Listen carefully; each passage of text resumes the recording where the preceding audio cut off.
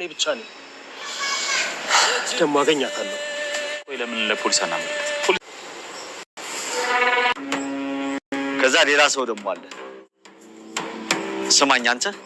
መጀመሪያ የሷን ጉዳይ ጨርስና ቀጣዩ ሰው ማን እንደሆነ እነግራለሁ ያም እንዳትመልስልኝ ቀጥ ብለህ ተከተለኝ ቴቴ አንቺ እኮ አሞሻል አይደለም እንዴ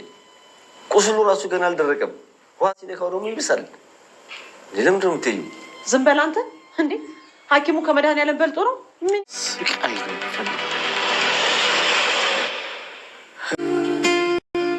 ፊት እኮ ፎቶ አልክላችኋለሁ አይደለም እንዴ አዎ ራሷ ነች ፈልጓት ከየትም ብላችሁ ፈልጋችሁ አግኟት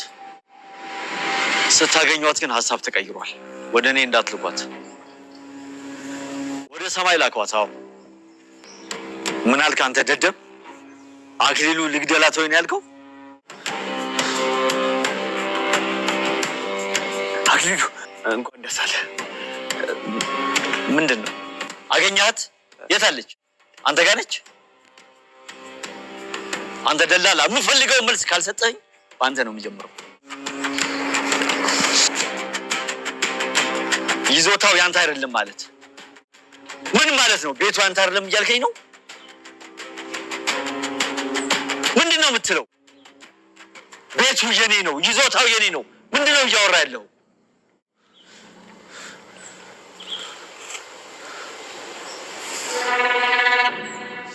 ገና አሁን ላይ ያለችበት ሁኔታ እንግዲህ በጣም አስቸጋሪና አሳዛኝ ሁኔታ ውስጥ ነው ያለችው ያም እንግዲህ ከሁለቱም ነው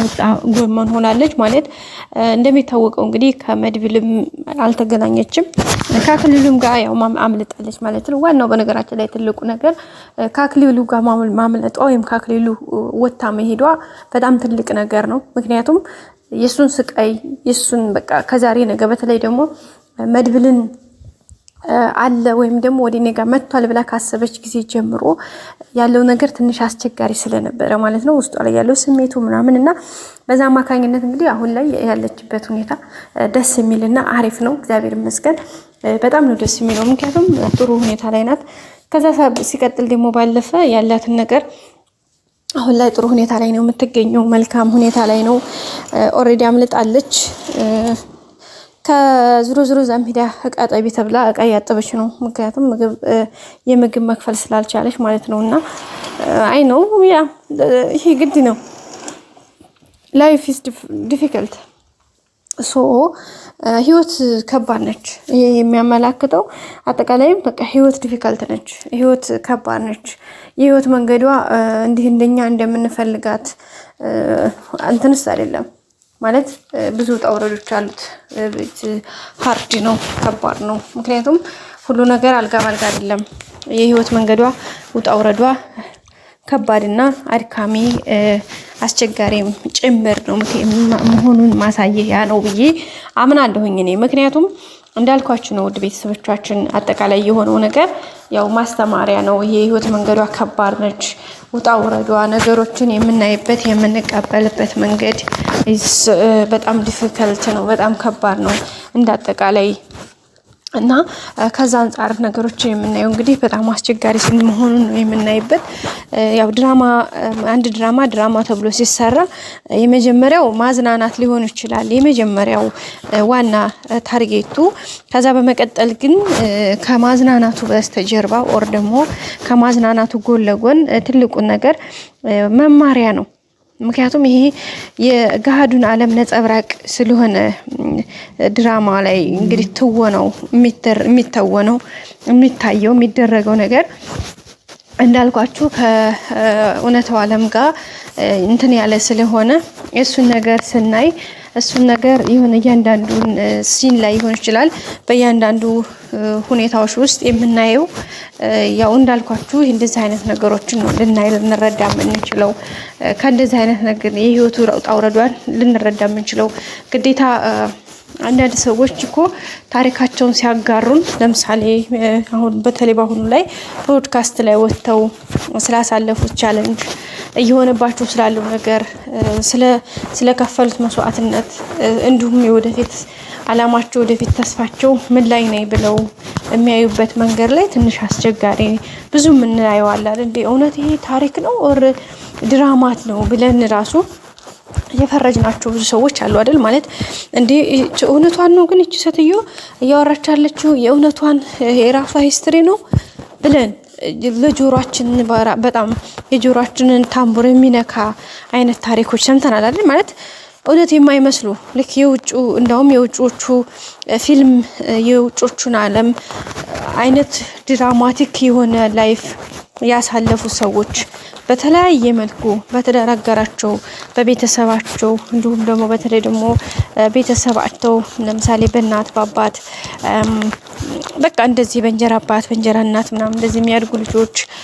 ከዛ እጣ ፈንታቸው መጀመሪያ ልጅነታቸው ላይ ያሳረፈባቸው ተጽዕኖ የከፈሉት ዋጋ አጠቃላይ